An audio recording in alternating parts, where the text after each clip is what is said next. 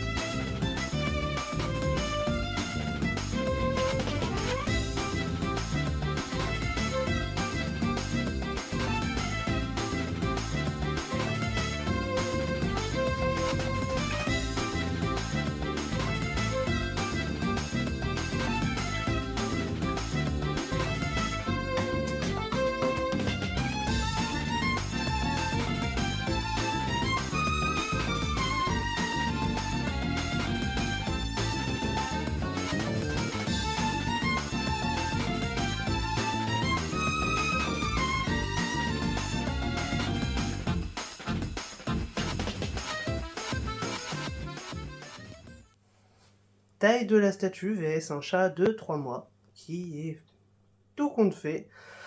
Pas si imposant que ça, ce chat.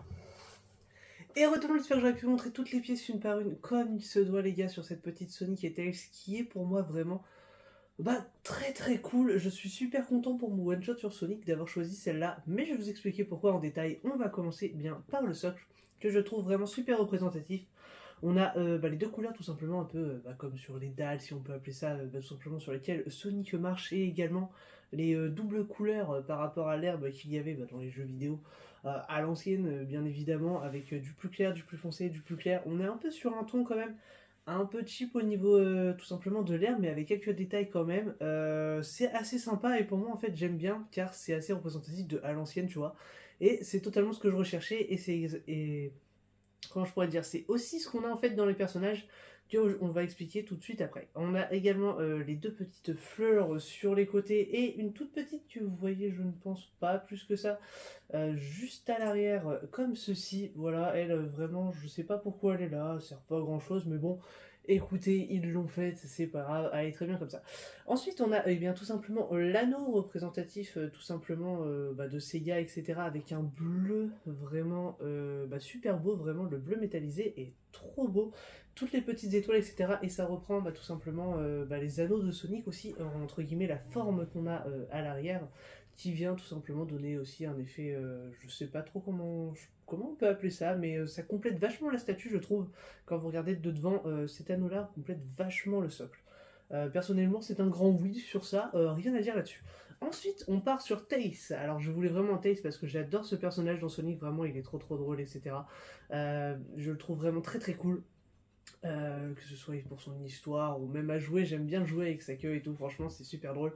Donc voilà, vraiment très très bien fait pour Tails. En tout cas, on a un côté super mat sur tout l'ensemble du personnage, donc assez basique, il n'y a pas vraiment de dégradé de couleur. Par contre, on est vraiment sur un orange, tout ce qui est le plus basique à l'ancienne, avec tout simplement sa tête qui est très grosse entre guillemets, qui est vraiment super cool là-dessus.